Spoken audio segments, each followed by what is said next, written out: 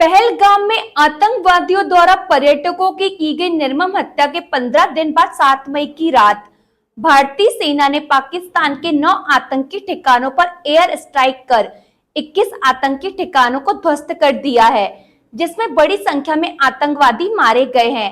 इस बात की खुशी को लेकर और सेना के जवानों का मनोबल बढ़ाने के लिए शहीद भगत सिंह जिला अस्पताल के चिकित्सक व स्टाफ ने पुलिस के जवानों व भर्ती के लिए मेडिकल कराने पहुंचे जवानों के साथ मिलकर हमले का जश्न मनाया। पाकिस्तान पर की गई कार्रवाई का जश्न मनाने के दौरान जिला अस्पताल के civil surgeon doctor Nilay Jain ने बताया कि ये हम सभी भारतवासियों के लिए बड़ी सफलता व खुशी का अवसर है कि सेना ने पाकिस्तान के अंदर घुसकर उसके द्वारा संचालित किए जा रहे आतंकी ठिकानों को ध्वस्त किया है और पहलगाम में निर्ममता से की गई हत्याओं को बदल लिया है। उन्होंने कहा कि वर्तमान स्थिति को देखते हुए आगे के हालात और अधिक बिगड़ सकते हैं। ऐसी स्थिति में जिला स्टाफ के पूरे चिकित्सक व स्टाफ देश के साथ खड़ा है और जरूरत पड़ी तो बॉर्डर जाने भी तैयार रहेगा। उन्होंने बताया कि हम सभी ने निर्णय लिया है कि सेना का मनोबल बढ़ाने के लिए पूरा स्टाफ एक एक दिन की तनख्वाह आर्मी फंड में जमा करेगा और रक्तदान भी करेगा।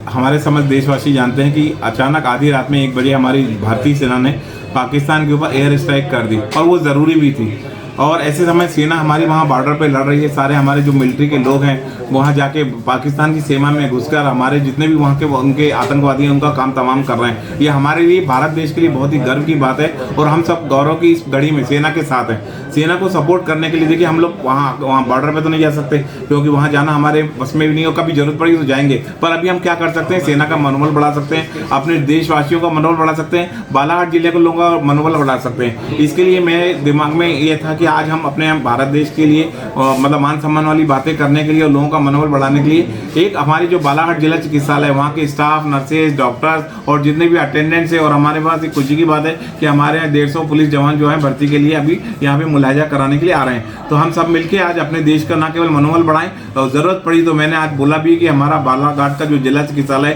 सारे डॉक्टर स्टाफ मिलकर यदि जरूरत पड़ी तो एक दिन की सैलरी अपनी जो है सब दान मतलब उसमें मिलिट्री के फंड में डालेंगे। एक हम आकस्मिक फंड बनाएंगे, उस फंड में एक दिन की सबकी सैलरी इकट्ठी करके देंगे। जरूरत पड़ी तो ब्लड डोनेशन कैंप करके हम ब्लड देंगे और किसी भी प्रकार की आवश्यकता यदि हमारी कंट्री में पड़ती है इन आने वाले हालातों को मद्देनजर रखते हुए तो हम ना केवल वहां जाने की भी तैयारी करेंगे और जरूरत पड़ी तो हम जितने भी जिस ढंग से भी हम अपनी सेना का मनोबल कर सकते हैं, देश के लिए जो भी कर सकते हैं हम उसको करने के लिए तैयार हैं। इस दौरान पूर्व मुख्य चिकित्सा एवं स्वास्थ्य अधिकारी डॉक्टर मनोज पांडे ने कहा कि आजादी के बाद से ही हमारे देश को तोड़ने का लगातार प्रयास किया जा रहा है, जिसका हमारी सेना हमेशा डटकर सामना कर रही है। ऐसी स्थिति में हमें भी अफवाहों पर ध्यान दिए बिना ही एकजुटता का परिचय देकर साथ रहना है। इस दौरान देश की सेना देश के प्रधानमंत्री को भी धन्यवाद ज्ञापित किया गया है। जश्न मनाने के अवसर पर बड़ी संख्या में जिला अस्पताल का स्टाफ मौजूद रहा। इस दौरान राष्ट्रगान गाकर देश के प्रति अपनी श्रद्धा व्यक्त की गई है और हर परिस्थिति में एकता का परिचय देने का संकल्प लिया है। हमारे ऊपर जितनी प्रकार की बाधाएं हैं, जितनी विदेशी शक्तियां हैं, सब हमारे ऊपर हमारे देश को तोड़ने का सन 47 से लगातार प्रयास कर रही हैं। हमारे ऊपर 62, 65, 71 उसके बाद में 90 कारगिल का युद्ध हो चुका है। तो इस समय हमने देखा कि किस तरीके से हमारी सेना ने डटकर मुकाबला किया है और दुश्मनों को चारों खाने चित किया। समय साथियों, इस समय आपदा की घड़ी है और सबसे बड़ी चीज है कि हमको संयमित रहते हुए, हमको अफवाहों पर ध्यान न देकर हमको अपने देश की रक्षा के लिए कार्य करना है। ठीक है, सैनिक हमारे हैं वो सीमा पर लड़ रहे हैं, लेकिन हम यहाँ देश के अंदर रह करके हमें अपने संयम को बरकरार रखना है और अपनी एकता को बनाए रखना है। कई प्रकार की अफवाहें उड़ेंगी, कई प्रकार की चीजें आएंगी, उन पर ध्यान न देते हुए जो सरकारी मीडिया दे रहा है, जो सरकार के द्वारा प्रेस दी जा रही है, उस पर ही विश्वास करेंगे। और साथ ही साथ मैं इस मौके पर यही कहना चाहूँगा कि युद्ध नहीं जिनके जीवन में वो भी बड़े अभागे होंगे, या तो प्रण को तोड़ा होगा या फिर रण से भागे होंगे।